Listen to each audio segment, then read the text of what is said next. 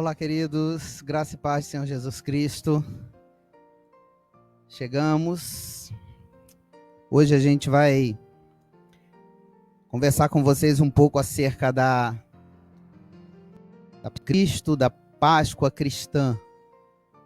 Estou eu aqui, também o pastor Luciano. Para você que está chegando aí agora e nos visitando, nós somos a Igreja Presbiteriana Plenitude Miguel Pereira. E hoje a gente está iniciando a Páscoa na Plenitude, né? Um especial sobre a Páscoa cristã. E a gente vai falar um pouco sobre a Páscoa hoje, também na sexta, no sábado e no domingo. E em cada dia a gente vai trabalhar um pouco daquilo que Cristo viveu, os momentos antes de sua prisão, também a sua morte, toda aquela expectativa, né, ou aquela falta de expectativa que os discípulos viveram entre a morte e a ressurreição. E por fim, no domingo, lá no nosso culto, às 18 horas, a gente vai falar um pouco sobre a ressurreição de Cristo. Eu quero fazer uma oração. Amém? Está aqui comigo o pastor Luciano. Ele vai dar a saudação dele também daqui a pouquinho, mas antes eu queria para a gente começar esse nosso... Amém? Ore aí você também na sua casa.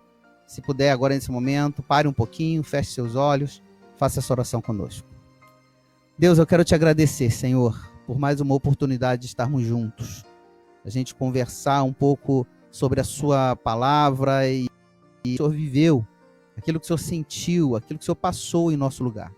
Ó Deus, que esse momento que vamos passar juntos aqui seja um momento proveitoso. Abençoa, Pai, a todos que estão assistindo, todos que vão assistir esse vídeo.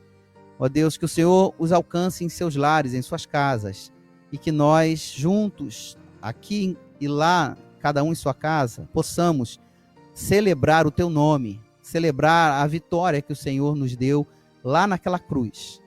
Que assim seja, em nome de Jesus. Amém. Glória a Deus. Pois bem, pastor Luciano, aqui meu grande amigo, dá uma saudação para o povo aí, as palavras iniciais desse momento agora.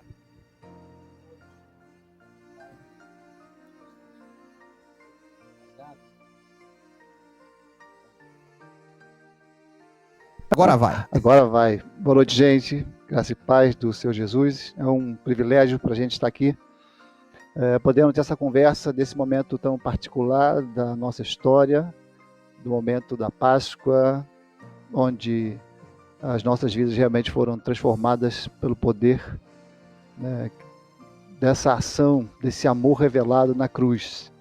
Você que está aí, você que tem a vida de Deus, sabe o que é isso.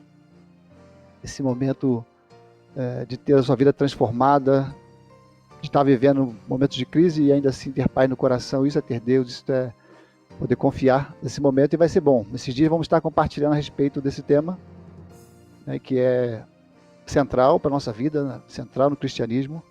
Jesus, ele deu, mas ele ressuscitou. Ele está vivo, ele cuida de nós, está olhando por nós nesse momento, certamente nos conduzirá até o dia do encontro nos céus.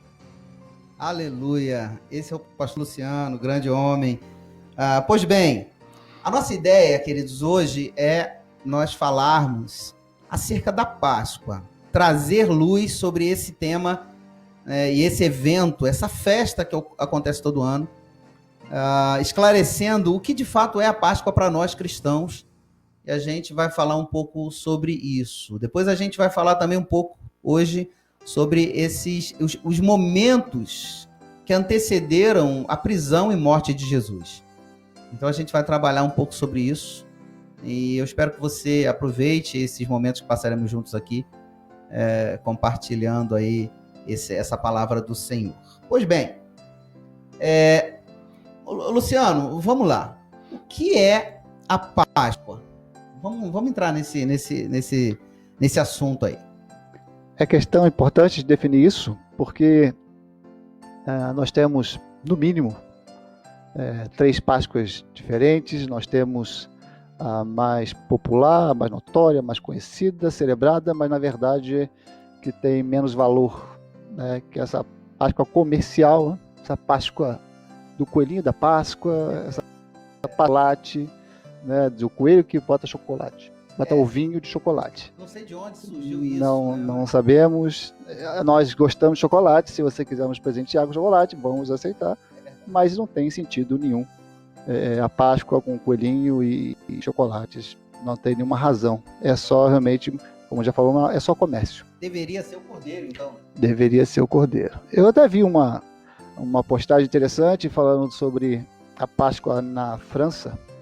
Eles também usam a questão do chocolate, mas eles fazem vaquinha de chocolate, vários animaizinhos, porque eles não querem fazer uma referência, uma ligação ao coelho, né? Então tem a celebração e tal, mas tiram essa figura, não tem uma figura central. A ideia é de um recomeço. Jesus ressuscitou, né, trouxe nova vida, nos deu oportunidade de recomeçar. Essa é a ideia transmitida assim, a grosso modo. Há quem fale que é por conta da fertilidade, mas isso de fato não tem a mínima lógica, qualquer lógica com relação àquilo que de fato é a festa da Páscoa, né? Sob o contexto judaico e posteriormente sob o contexto cristão.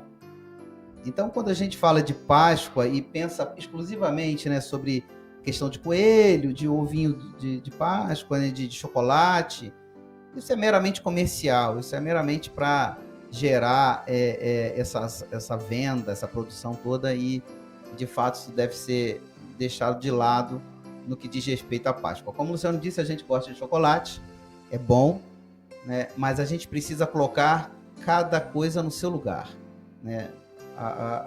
Os ovinhos de chocolate, essa questão toda, ótimo. Agora, a gente precisa entender o real sentido da Páscoa. E sobretudo, a mensagem que a Páscoa traz, sobretudo para nós cristãos. Isso é importante, né, Luciano? Sem dúvida alguma. Pensar nisso é pensar sobre como tudo começou. A Páscoa, primeira vez celebrada no Egito, Israel está debaixo do poder, né, do Egito, e sofrendo e clama ao Senhor, e o Senhor vem em seu auxílio. O Senhor vem para socorrê-los.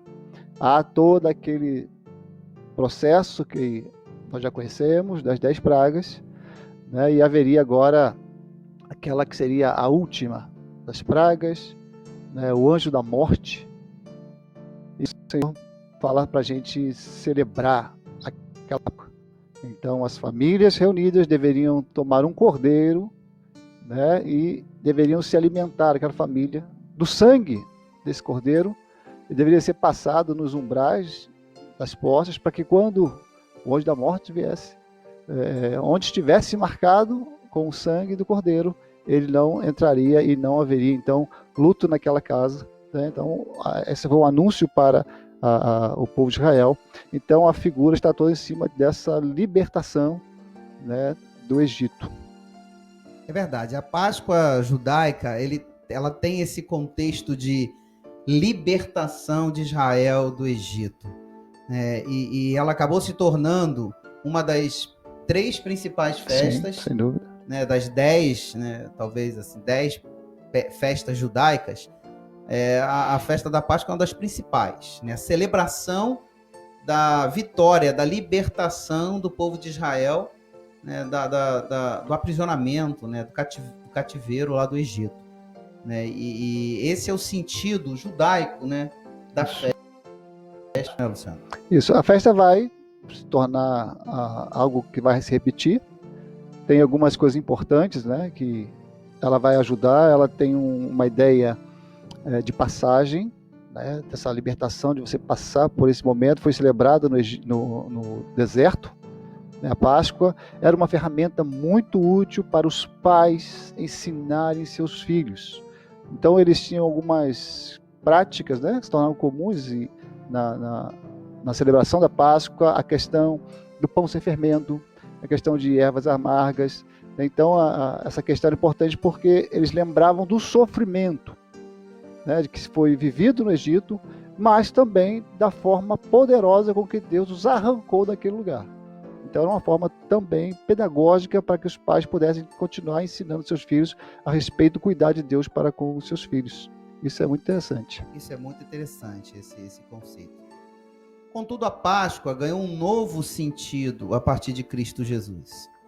E é interessante que nós entendamos isso.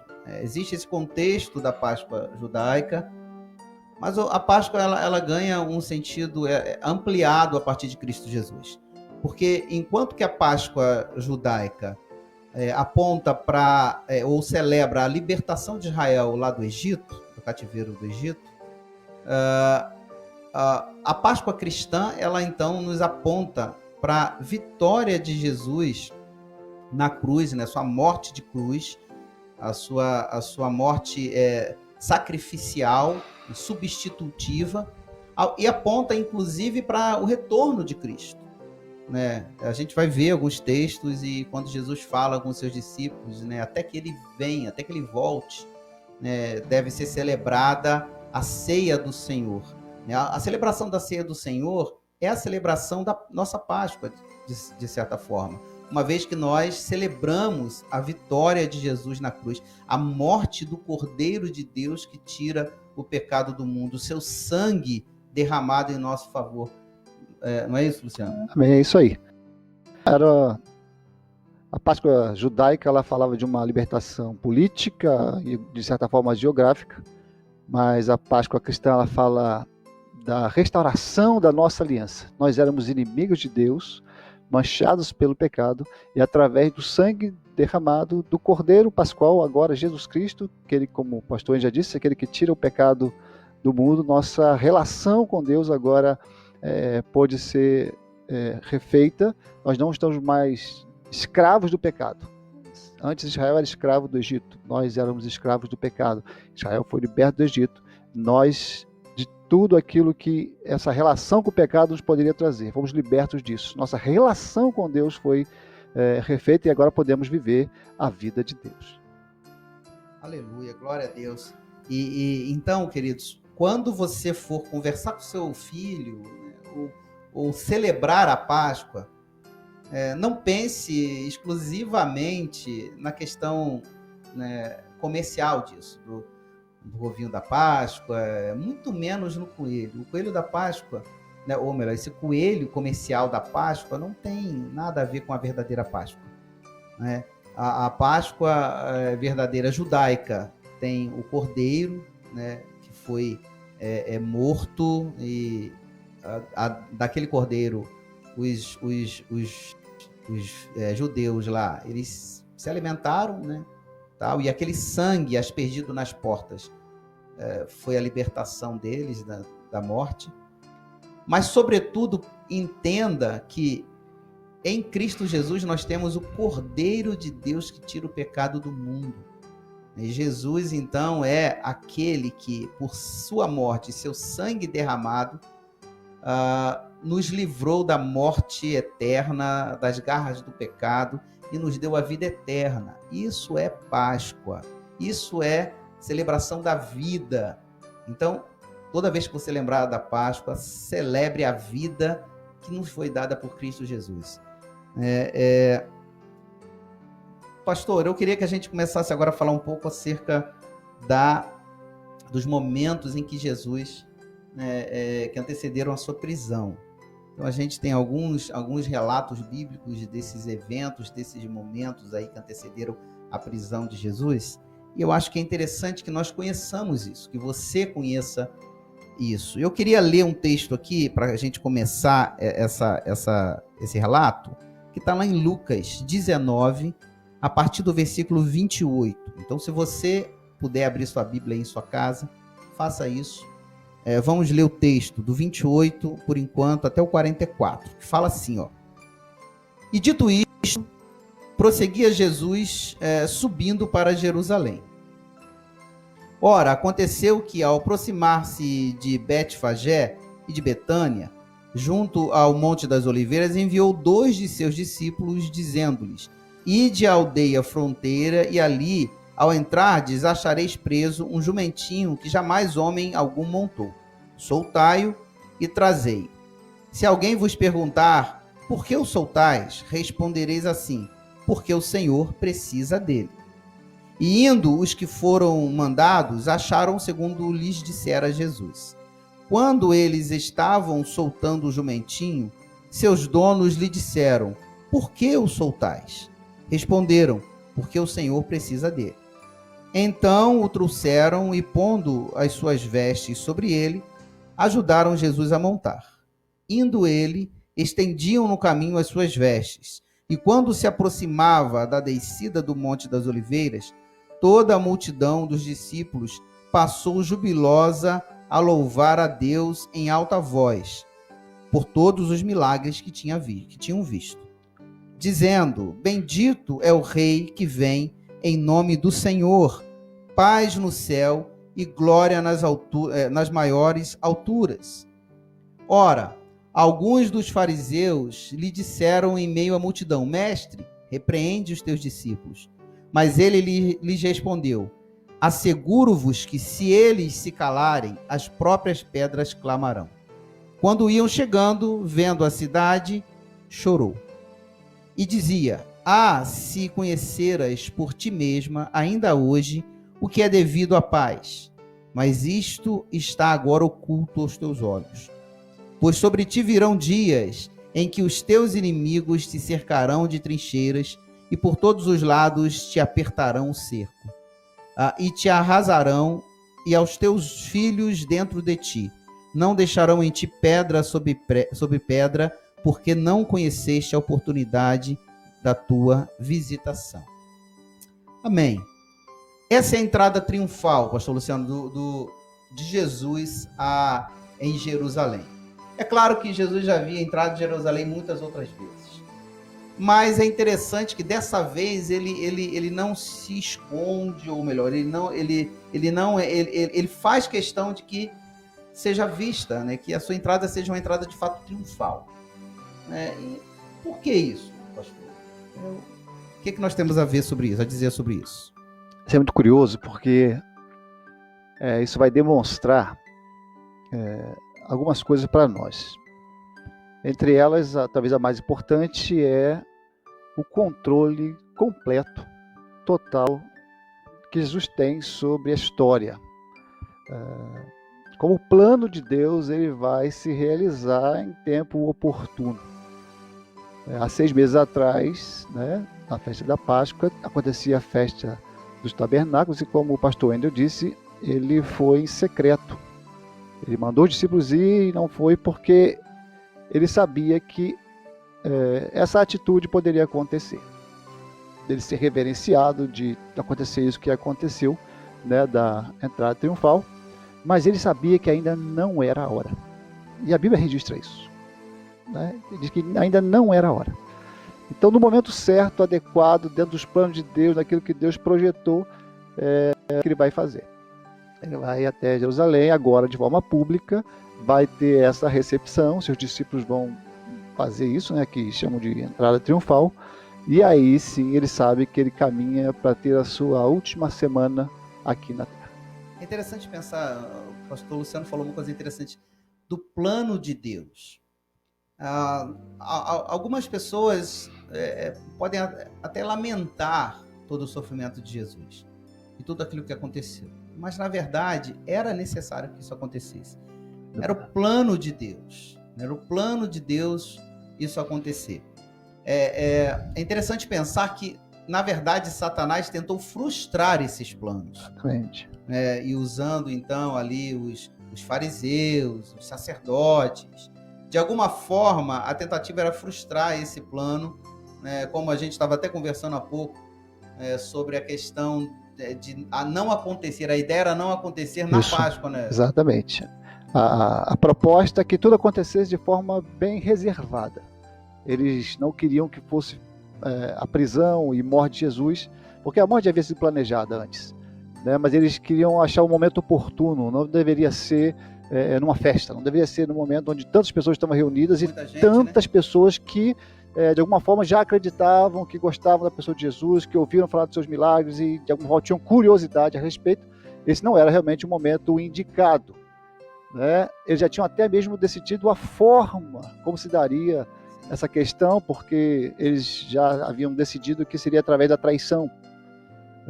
Mas a agenda deles não bate com a agenda de Deus. Eles queriam, curioso, né? eles queriam fazer algo pós-festa e vai acontecer justamente na festa. E é uma referência impecável, né, da nossa Páscoa, daquele cordeiro que foi morto em favor, né, do povo de Israel. O Cordeiro de Deus morre na Páscoa, celebrando a nossa Páscoa para nos libertar. Deus no controle. Aleluia. O plano de Deus aconteceu.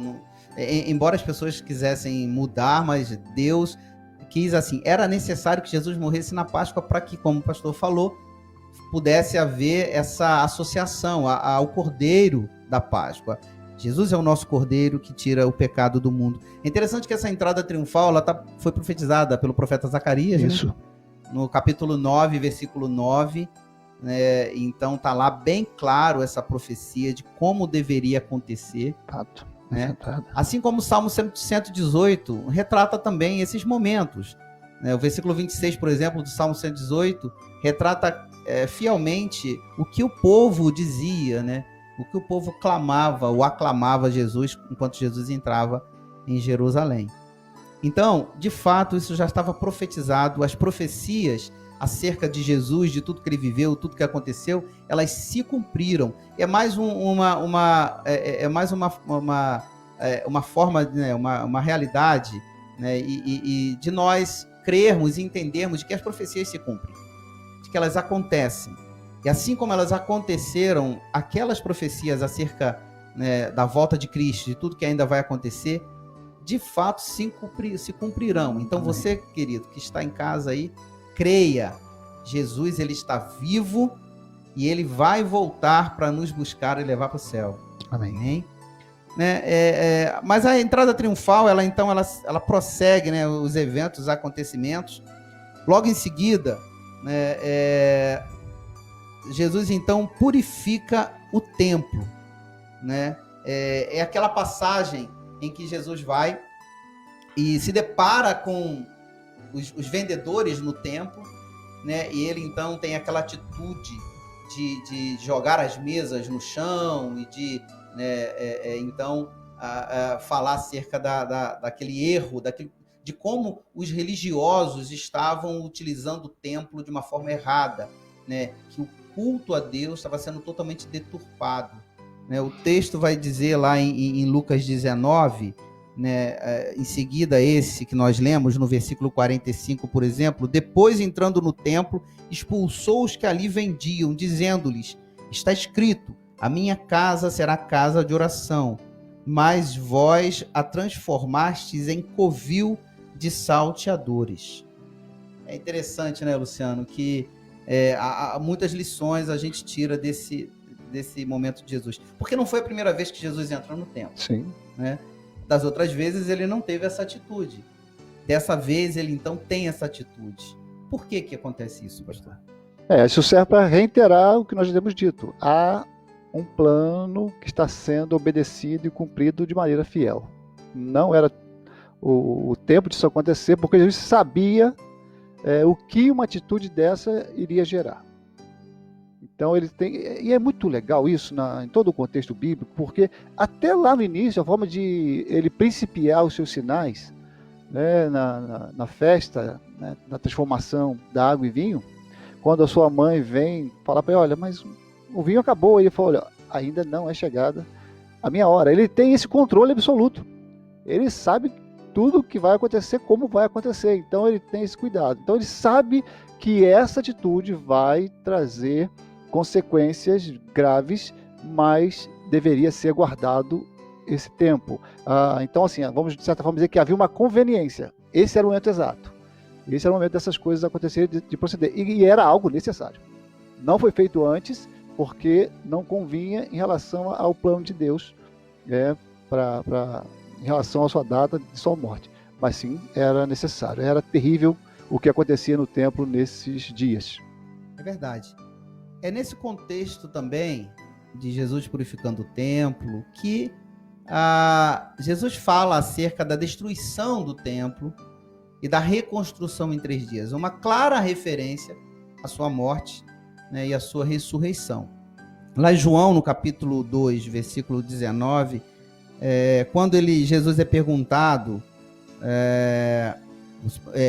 os judeus lhe perguntam: que sinal nos mostras para fazeres estas coisas? Uma vez que Jesus está lá purificando o templo, e Jesus então lembra os discípulos acerca do zelo da casa, né? Que o zelo da casa me consumirá. Jesus fala aos seus discípulos, e eles perguntam para Jesus: mas quais são os sinais para você fazer essas coisas? E no versículo 19 ele fala assim: destruí este santuário e em 3 dias o reconstruirei. Então Jesus traz uma clara referência, né, Luciano, acerca da sua morte que estava próxima. Ali Jesus começa a mostrar para os seus discípulos e já a desenhar para eles o cenário que viria em seguida, né, a sua prisão, a sua morte, né, mas também a sua ressurreição. Correto, Luciano? Correto. É importante pensar, porque não só se trata da data, mas o que está acontecendo nesse momento é realmente terrível. Nós tínhamos algumas coisas que aconteciam, né? Você tem um princípio para a questão da Páscoa. Você tem todo esse simbolismo do que significaria a entrega do cordeiro, né? do animal que seria imolado. Você deveria cuidar desse animal, tratar, deveria ser sem mancha, sem mácula. E era você que tinha que se tratar, era você que tinha que separar esse animal quando ele nascesse, para depois levá-lo, né, para o templo. Então o que eles começam a fazer? Eles começam a deixar essa prática, começam a vender os animais. Para que venda os animais no pátio, tem que ter autorização da liderança daquela época. Eles recebem por isso, para poder ter as suas barracas, né? Então se torna algo muito lucrativo, né? Se deixa completamente a ideia, né, daquele animal que você criou, que você já pegou e agora você está entregando, como a figura do pai que está entregando o filho, né? E simplesmente nós vamos para a festa, chega lá e a gente compra um animal, que nem sempre era um animal perfeito, ou em plenas condições, desobedecendo a lei de Deus, e então fazia de forma impensada, sem aquele objetivo. E isso descaracterizava a ideia de todo esse conceito e da alusão que se faz direta à pessoa de Jesus. O templo tinha uma moeda própria, né? Então, quando você tinha que ir para o templo, você tinha que pegar seu dinheiro e você tinha que ir no câmbio, você tinha que trocar o seu dinheiro, e aí você perdia dinheiro também. Então, era algo muito lucrativo. A igreja, na época, o grupo, né, religioso da época, transformou isso realmente em covil de salteadores, é o que Jesus está dizendo. Comércio mesmo. Então é interessante trazer para os nossos dias essa realidade que o templo lá em Jerusalém, em Israel, para os judeus, ele tem todo um contexto especial. É interessante pensar que em Cristo Jesus e a partir de Cristo, nós fomos transformados nos templos de Jesus. Jesus, ele tabernaculou em nós. Nós somos o tabernáculo de Cristo. É interessante que você é o templo do Senhor. Então, a pergunta que você precisa ter em mente agora é: como você tem tratado o templo do Senhor, que é você? Como um covil de salteadores, né? Você tem comercializado, você tem utilizado esse templo para comercializar, né, a fé, e trazendo também uma referência à questão dos dias atuais, né, pastor, que a gente tem tantas pessoas, ainda mais em tempos de internet, de facilidade das redes sociais, pessoas que se aproveitam da fé, comercializam a fé, né? Então, cuidado com o que você vê, cuidado com o que você ouve. Não acredite em tudo, não vá levando como verdadeiro todas as coisas que você ouve. É importante que você compare, né, e tenha por base em tudo que você ouve a palavra de Deus, né, pastor? Sem dúvida alguma. Uma referência já que a gente usa bastante, mas ela se faz necessária, é aquilo que acontece com a igreja de Bereia. Sempre analisando, sempre julgando se aquilo que estava sendo dito pelo apóstolo estava de acordo com as escrituras. É isso que a gente precisa. Em tempos tão difíceis, de tantas heresias e falsos mestres, a gente precisa realmente nos voltarmos e sermos mais aplicados em relação à palavra de Deus. É verdade. Em seguida a isso, Jesus, então, ele profere o seu famoso sermão escatológico. Os seus discípulos, né, juntamente com ele, contemplando a grandiosidade do templo, né, a beleza do templo, Jesus, então, fala lá em Lucas 21, versículo 5, ele fala assim, falavam alguns a respeito do templo, como estava ornado de belas pedras e de dádivas. Então Jesus disse, vede estas coisas? Dias virão em que não ficará pedra sobre pedra que não seja derribada. E a partir daí, Jesus então começa a proferir o seu sermão escatológico. Ele fala sobre o princípio das dores, depois ele anuncia Jerusalém sitiada, né, e dominada, para por fim dizer então acerca de sua volta, né, da volta do Redentor. É interessante a gente pensar, Luciano, que a gente tem vivido esse tempo aí do princípio das dores, ele percorre entre a primeira vinda de Cristo até a segunda vinda de Cristo. A gente está vivendo agora essa questão da pandemia, né, desse vírus. Jesus havia falado acerca disso. Sim. Terremotos, guerras, rumores de guerras, epidemias viriam sobre a humanidade, né? Mas ele diz que ainda não é o fim, né? Ainda coisas acontecerão. E aí Jesus fala esse sermão, profere esse sermão nesse contexto dele ali no templo, né, nos vendilhões do templo, de todo esse contexto ali, momentos antes de Jesus ser preso, né, Luciano? É curioso porque Jesus ele vai falar de um futuro imediato, que ele começa a anunciar a sua morte, e isso ia acontecer em alguns dias. Ele fala de algo que ia acontecer a médio prazo, que é a questão de Jerusalém, né, veio o ano 70 e toda a destruição de Jerusalém. E coisas mais distantes, né, de um futuro mais distante, que envolve toda essa questão que o pastor já falou, todos os movimentos naturais e de guerras e tudo mais, né? Então, eu vi uma vez o pastor falando e achei isso muito legal. Ele falou assim, olha, Israel está debaixo do poder de Roma. Israel é escravo, está dominado. Há toda uma lei, todo um sistema.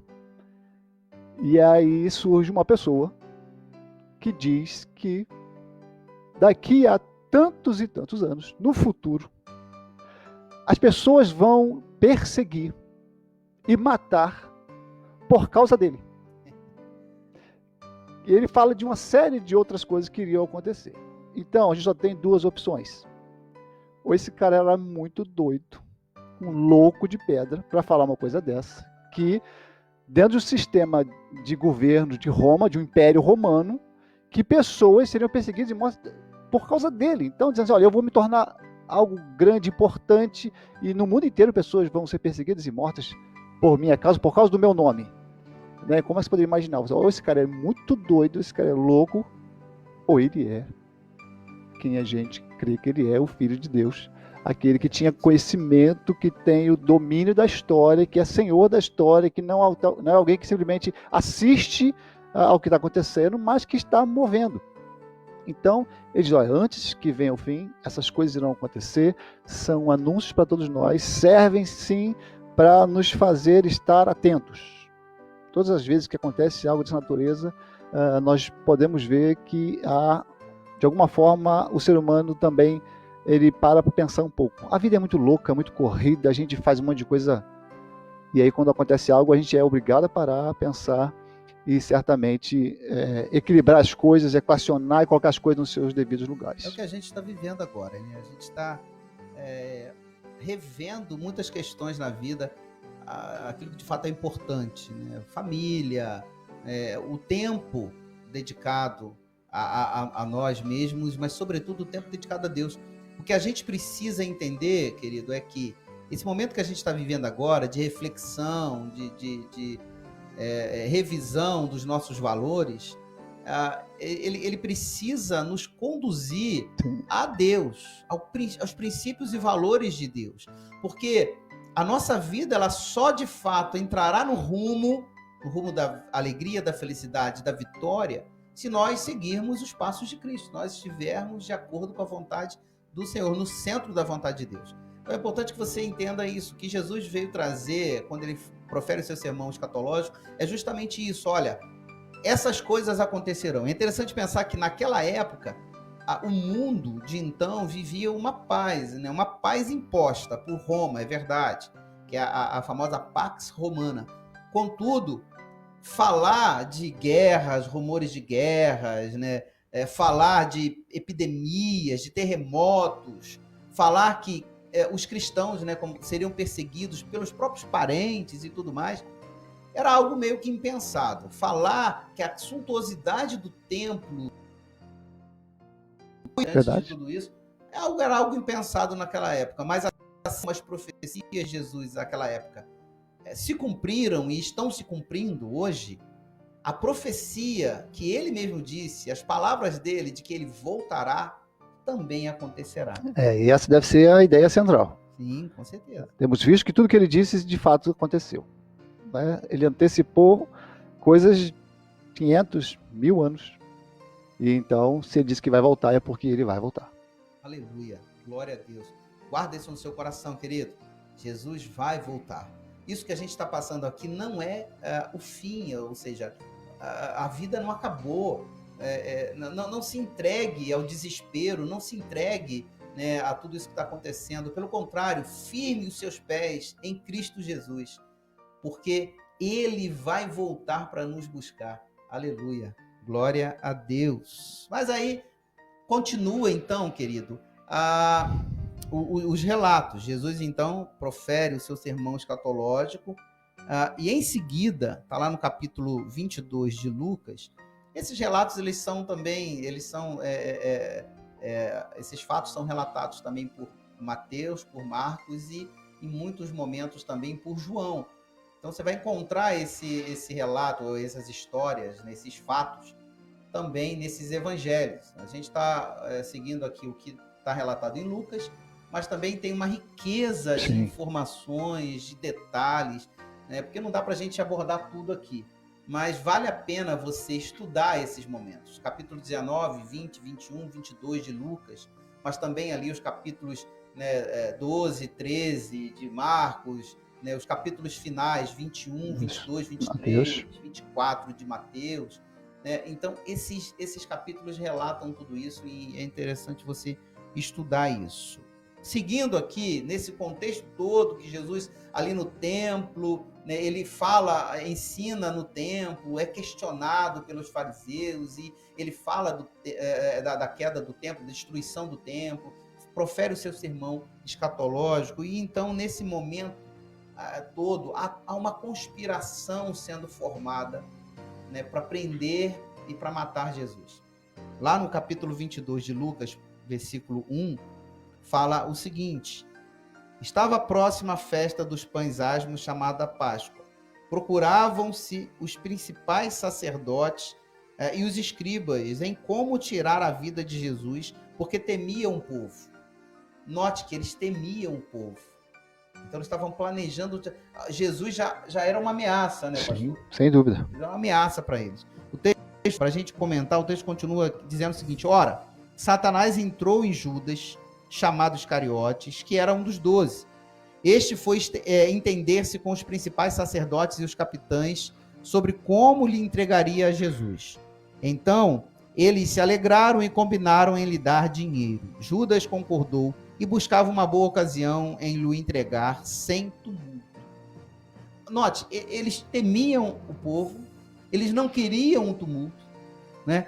Então, aquilo que a gente falou lá, eles queriam uma ocasião que não gerasse tumulto, que eles pudessem prender e matar Jesus, como que se tirando ele do cenário e que a vida continuasse. Eles achavam que poderiam fazer isso, não? Sim.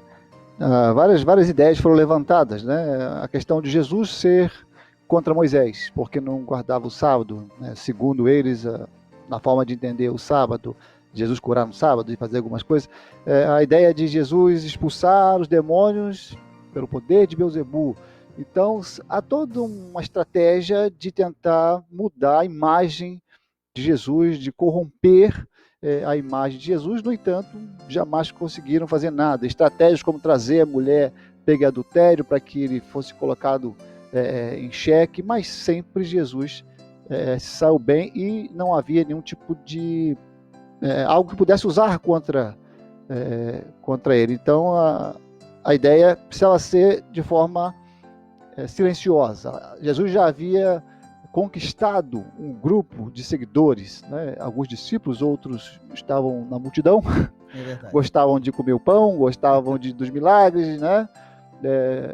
Mas o fato é que muitos o seguiam. E é interessante isso, como que Jesus ele desperta tantos sentimentos diferentes. Você tem os discípulos, aqueles que o amam, aqueles que vão dizer que estão dispostos a morrer por ele. Você vai ter pessoas que vão querer aproveitar-se do que ele pode oferecer, como também para alguns outros ele é uma ameaça.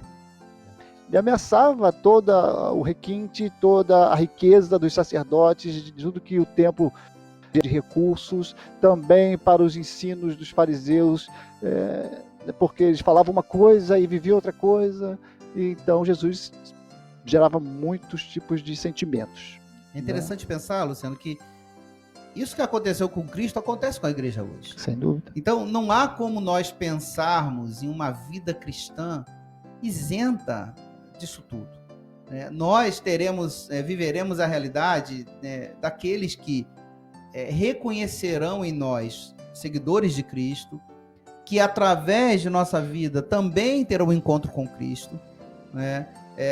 Mas existirão aqueles que são os amigos da igreja, né? Aqueles que chegam à igreja, que se comprometem até com a igreja local, com a estrutura, mas não se comprometem com Cristo, ainda não reconheceram Cristo como Senhor e Salvador.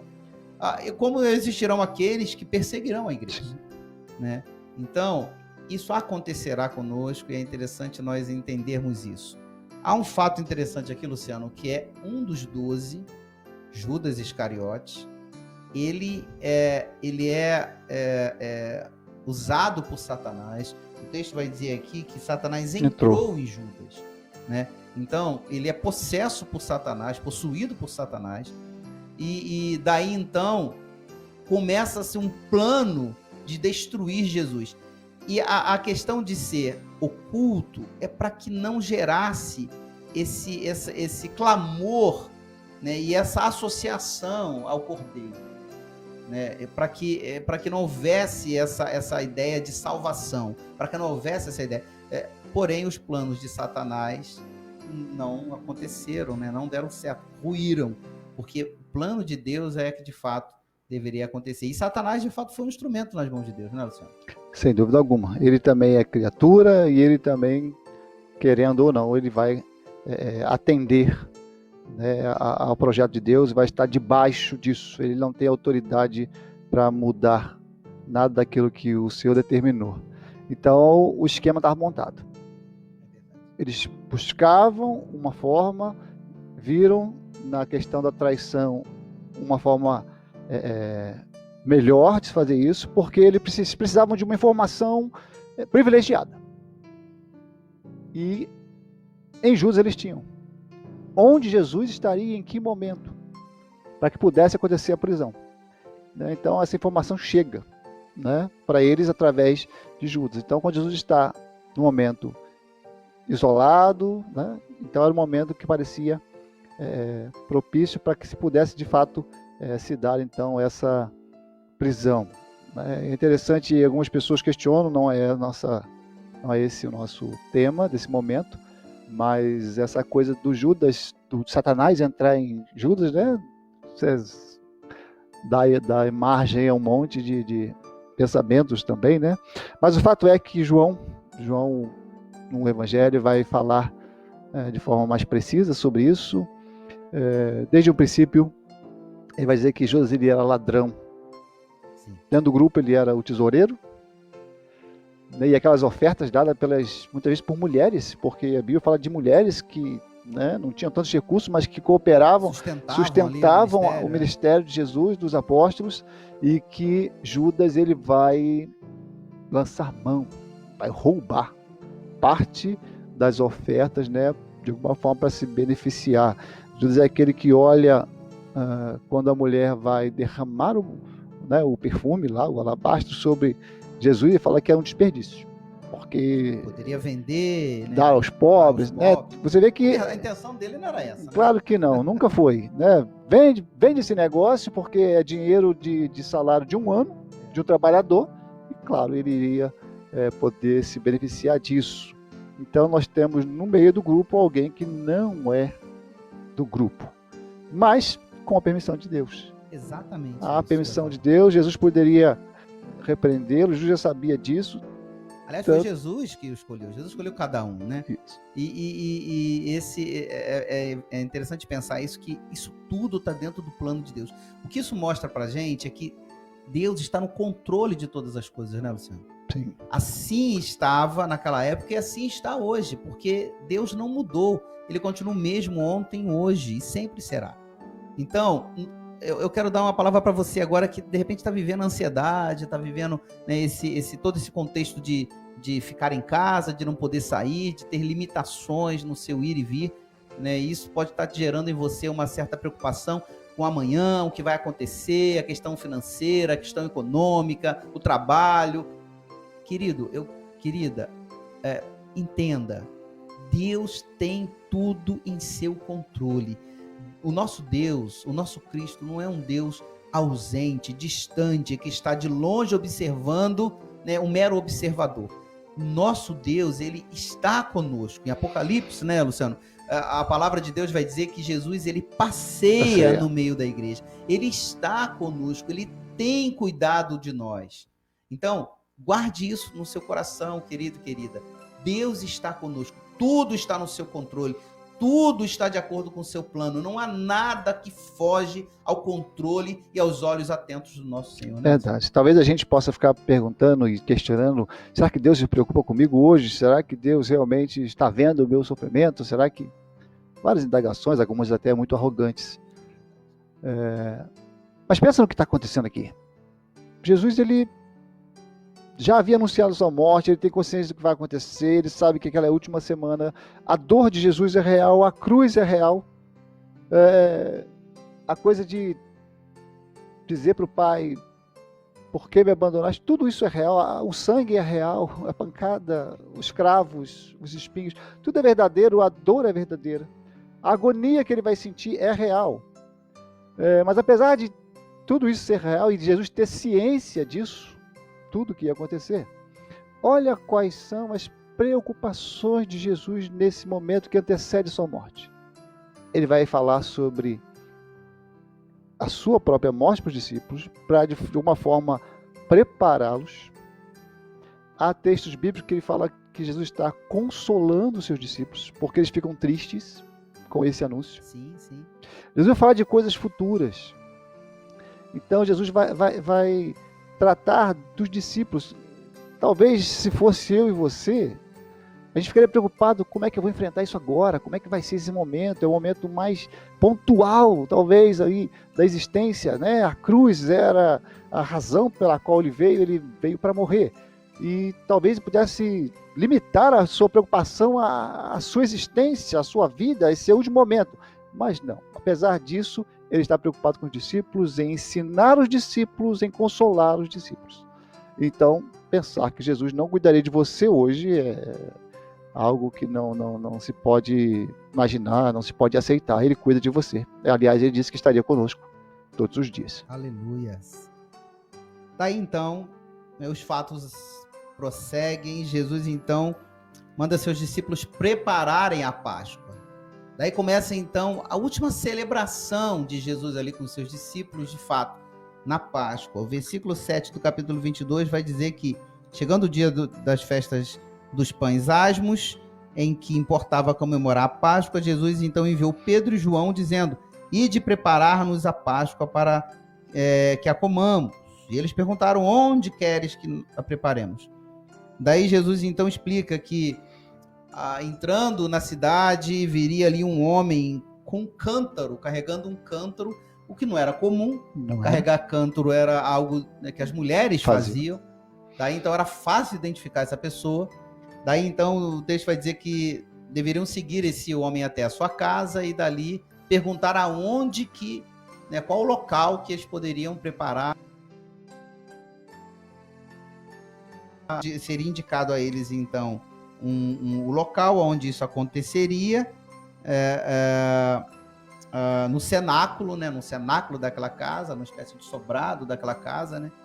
E ali, então, foi preparada a ceia do Senhor, a última ceia, né, o último momento de Jesus. Está lá no versículo 19 do capítulo 22, quando Jesus, então, celebra a última ceia, né, a celebração da Páscoa, lá no versículo 14, né? Chegada a hora, pôs Jesus à mesa e com os seus apóstolos, e lhe disse: tenho desejado ansiosamente comer convosco esta Páscoa antes do meu sofrimento. Jesus já estava antecedendo e anunciando o que aconteceria. Pois vos digo que nunca mais a comereis, até que ela se na de Deus. E tomou o cálice, havendo dado graças, então ele começa a celebrar a ceia.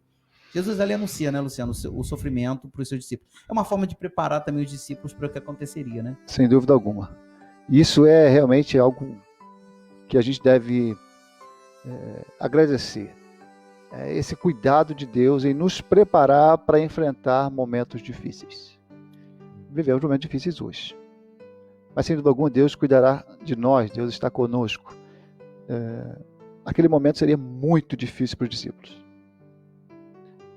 Havia algumas questões que ainda precisavam ser melhor entendidas. É interessante que é após a ressurreição que alguns vão dizer, olha, era isso que ele queria dizer. Era disso que ele estava falando. E então, o mestre ia ser retirado. E a Bíblia, né, a profecia bíblica dizia que iriam ferir o pastor e as ovelhas ficariam dispersas. Eles ainda irão carregar o peso de não enfrentar a morte, como ousaram dizer. Sim. Ousaram dizer que iriam enfrentar a morte, que estariam dispostos a ir a qualquer lugar, em qualquer circunstância, inclusive para a morte. Jesus os mostra claramente que isso não aconteceria, mas os prepara. Os prepara para isso, para momentos difíceis que eles iam passar, né? E é muito importante isso, né? Como que é diferente quando nós somos tomados de assalto por alguma coisa e que realmente não estamos preparados, não foi anunciado o que não esperávamos. Como é diferente quando há o preparo, quando há o cuidado, quando há Jesus do nosso lado. Eu disse há uns dias atrás ali na igreja como é difícil pensar, né, em atravessar momentos tão graves, tão difíceis para quem não crê em Deus. É verdade. Quem não tem esperança em Deus, né? Porque deve ser, de fato, é um desespero. Desespero. Você não tem a expectativa e a esperança de que Deus atuará.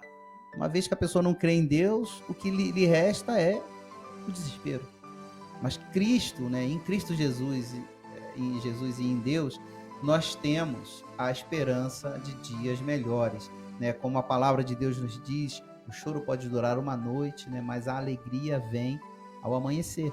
É importante nós entendermos que com Cristo sempre haverá um novo amanhã, né, um novo amanhecer. O texto continua, né, a preparação da ceia, a celebração da última ceia, né, da ceia do Senhor. O versículo 17 diz que ele toma o cálice, deu graças e disse: recebei e reparti entre vós, pois vos digo, versículo 18, que de agora em diante não mais bebereis do fruto da videira até que venha o reino de Deus. E tomando o pão, um pão, tendo dado graças, partiu e deu-lhe dizendo, né, lhes deu dizendo: isto é o meu corpo oferecido por vós, fazei isso em memória de mim. Semelhantemente, ao cear, tomou o cálice, dizendo: este é o cálice da nova aliança, do meu sangue, derramado em favor de vós. Todavia, aí diz ali, a mão do traidor está comigo à mesa. Nesse momento da ceia, Luciano, Jesus institui a ceia do Senhor como uma nossa Páscoa, né, constante, ou seja, uma nossa celebração constante da vida, da vitória, porque a Páscoa, a ceia do Senhor simboliza isso, a nossa reunião com Cristo, com Deus, né, nós fomos reunidos, separados que estávamos por conta do pecado, fomos reunidos com Deus, e celebra a vitória sobre a morte e o pecado, né? E dentro desse contexto de celebração, Jesus ainda, né, introduz a realidade de que haveria ali entre eles o que o trairia, né? É interessante isso, porque você tem a ideia principal do fato de que Jesus seria morto, né, o corpo que seria entregue, e o sangue derramado iria estabelecer a nova aliança. Já não é mais a velha aliança, já não é mais através da obediência cega de leis, que na verdade Paulo vai dizer que serviu só para mostrar que nós não somos capazes de resolver isso por nossa própria conta, não temos de cumprir a lei, porque ninguém cumpriu, a não ser o próprio Jesus. E então, através do sangue de Jesus, uma nova aliança foi feita. E isso é incrível. Já não somos salvos porque somos os melhores, porque somos capazes de corresponder, porque a gente obedece tudo, né? Porque a gente se aplica em tudo. Tudo isso é importante, mas o fato é que a gente não consegue. Verdade. E através de Jesus, então é graça sobre nós, é favor imerecido. Não merecíamos, não deveria ser esse o nosso destino, não deveria ser essa forma, mas ele se deu por nós, o justo pelos injustos. Então ele morreu a nossa morte para que nós tivéssemos a oportunidade de viver a sua vida, né? E apesar de uma mensagem tão importante, de uma mensagem tão gritante, a maior mensagem da história é essa. O Cordeiro de Deus, o Filho de Deus, se fez carne, habitou entre nós, morreu pelos nossos pecados, e aqueles que creem na sua morte, na sua ressurreição, na sua identidade como Filho de Deus, aqueles que recebem como Senhor e Salvador, são libertos da morte do pecado. Essa é a maior mensagem que nós temos de toda a história. É de fato a boa nova. Boa nova, notícia. E aí no meio desse povo tem um que vive com ele, que experimenta de seus milagres, que sai com outros para anunciar a sua ida, né, a sua entrada em novas cidades, que vê tudo isso acontecendo, mas que não o reconhece como tal. É verdade. E se torna então o traidor a ponto de dar lugar para ser tomado por Satanás e entregá-lo. Não há uma referência aqui, né, direta, mas a gente tem a referência bíblica nos outros evangelhos, que ele foi entregue por moedas de prata, num valor equivalente, um valor muito baixo, né? Ele que estava lá questionando a questão do perfume, que era o salário de um ano de um trabalhador, e ele vende Jesus. Por tão pouco valor. Por tão pouco. Tão pouco valor. É um traidor. Aliás, a gente precisa tomar cuidado com isso. É verdade. Há pessoas que estão próximas de nós, mas que não são dos nossos. Existem falsos amigos. Sim. Existem pessoas que estão esperando oportunidade para nos apunhalar, né? Para nos vender por para nos vender. Os que conseguiram a ele também perseguiriam a nós. Nós não queremos fazer nenhum espanto, né? Não. Botar medo em ninguém, não é essa, mas alertar, né? É isso. Há uma realidade de que nem todo mundo, né? E assim a gente também não fica tão inocente, né? Para depois ficar, poxa vida, caramba. Isso e nesse contexto ali, quando Jesus anuncia isso, sem dizer, obviamente, quem seria, isso gerou um certo reboliço ali no meio dos discípulos, né? E aí uns falam, mas então como que vai ser isso? Quem vai ser maior no seu reino e tal? Entra uma discussão sobre o maior, o menor no reino. Jesus então fala que o importante é servir. Exatamente. Ele diz que o maior tem que servir ao menor. Lá em João, por exemplo, que é o único evangelista que retrata essa questão de Jesus lavando os pés dos discípulos, é nesse contexto então que Jesus vai, lava os pés dos discípulos, demonstra que o verdadeiro discípulo deve ser aquele que serve, apto para servir, né? E ali nesse contexto Jesus então demonstra para eles, para os seus discípulos, ele está ensinando os seus discípulos, né, alertando do que viria, do que aconteceria, do que eles enfrentariam, mas também mostrando o caminho. O caminho é servir uns aos outros, né? Sobretudo servir a Deus, na certeza de que ele voltará. Né? Isso. Quer ser o maior, seja o menor. Mas parece mentira. Parece mentira. Jesus está celebrando a Páscoa, anuncia a sua morte, fala de uma nova aliança. E no decorrer desse momento tão particular, estão preocupados em saber quem vai ser maior no reino. Não havia entendido ainda, né? Não, faltava muita coisa ainda. Faltava muita coisa, né? Os olhos ainda precisavam ser abertos, né? E Jesus deve ter tido que exercer muita paciência. Tem que ter muita paciência. E se nós estivéssemos lá, seria igual. Exatamente. A questão do Pedro, né? Que é avisado aí. Logo em seguida, né? Pedro vai ser avisado, né, olha, sobre a questão, porque Jesus está falando da sua morte, e Pedro, de forma arrogante, vai dizer que ele estava disposto a ir a qualquer lugar. Enfrentar qualquer situação, inclusive se fosse para a morte, ele estaria disposto a morrer, né, por causa de Jesus. E aí, Jesus... Gente, esse momento é impressionante. Você tem uma variedade enorme de sentimentos. É uma ceia celebrando a libertação, Deus trabalhando, né, recordando tudo que Deus fez. Você fala de uma nova aliança de graça. Você fala que há no meio um traidor. E você depois tem uma discussão sobre quem é maior, quem é menor. Jesus lava os pés dos seus discípulos para mostrar como devem ser as coisas, que o menor, né, é que é maior. Se você quer ser maior, seja menor, seja aquele que serve. E aí ainda tem alguém no meio, né, que vai dizer, não, eu estou disposto a tudo, estou disposto a morrer. E aí Jesus traz essa palavra e diz, olha, não é bem assim. Você está dizendo isso, mas isso ainda não é a verdade. Eu fico imaginando, né, Luciano, como é que Pedro recebeu isso quando Jesus fala assim, olha, você me negará diante das pessoas. Tem verdades a respeito de nós mesmos que nem nós sabemos. É verdade. Há coisas que nós acreditamos ser e acreditamos fazer, mas que não somos e não somos capazes de fazer. Pedro precisava aprender um pouco mais a respeito dele mesmo. Ele ainda não era quem ele acreditava ser. Ele ainda não tinha uma relação tão forte. E é isso que vai ficar bastante claro quando há aquilo que a gente chama de restauração de Pedro, quando pós-ressurreição Jesus vai até ele e vai dizer, Pedro, tu me amas.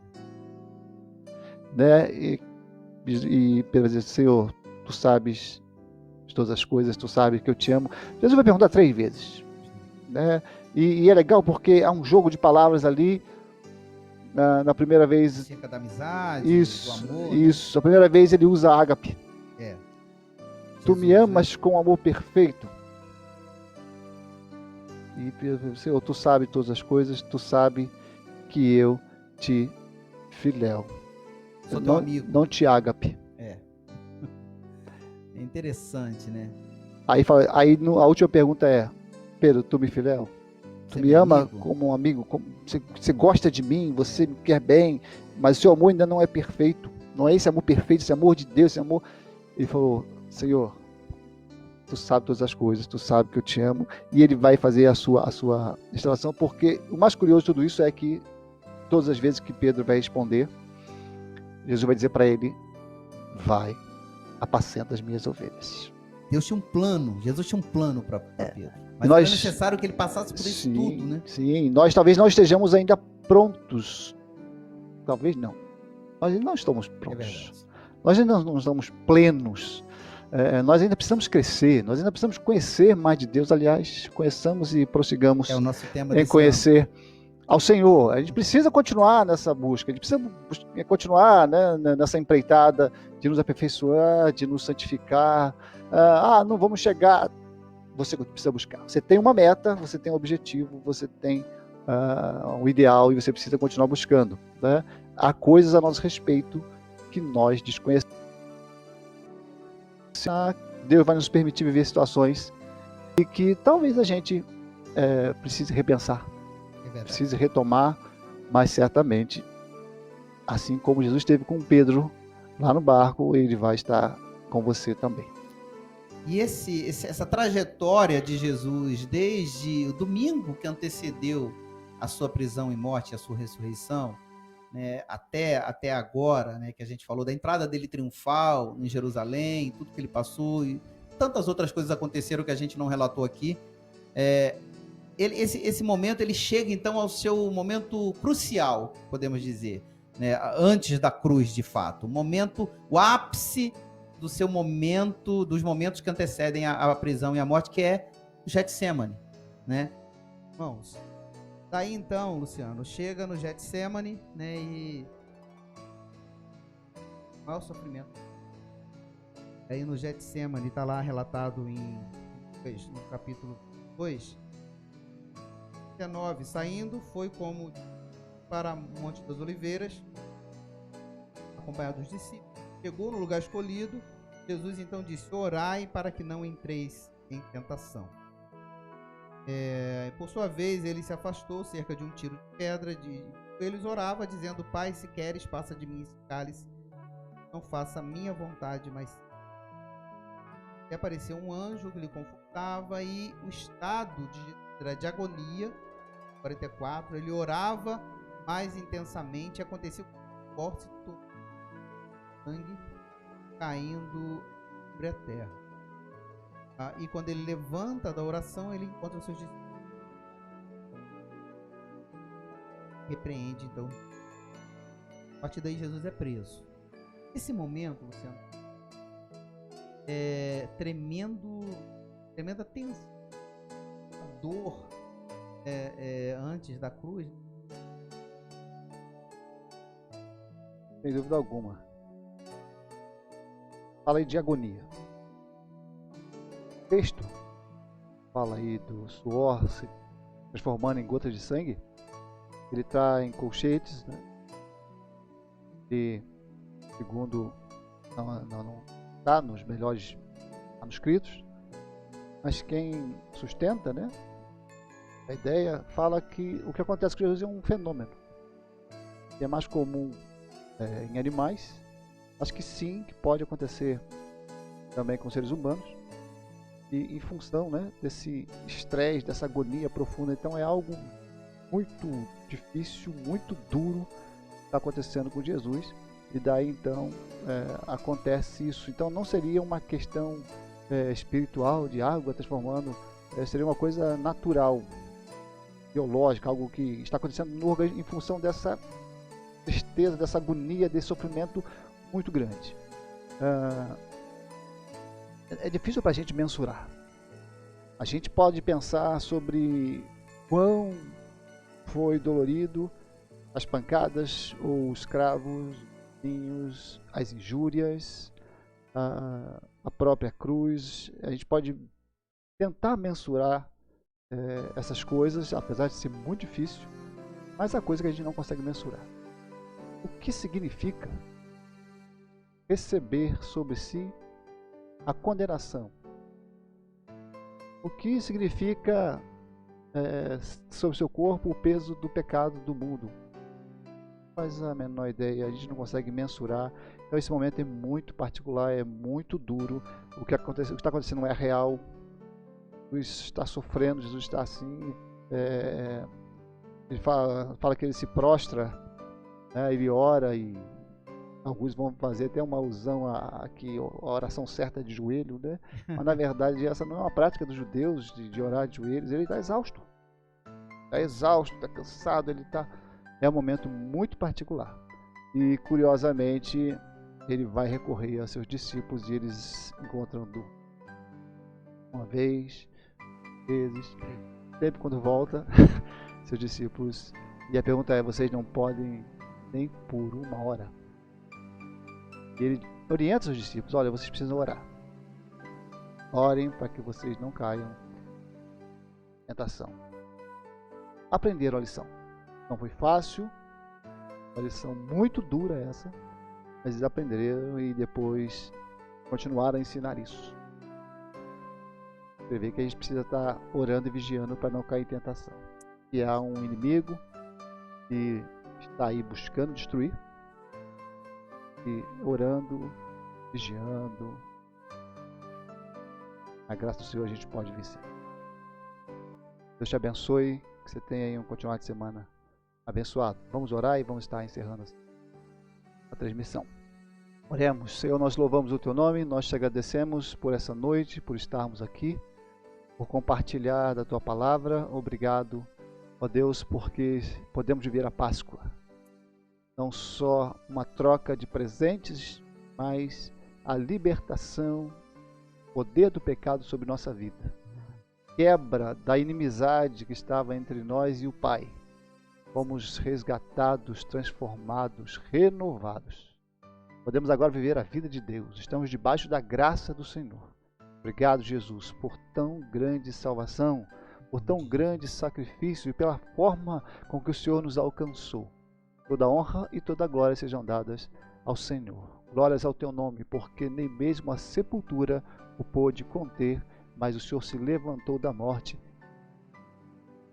Nos conduza em paz, nos guarde, Deus, em nome de Jesus.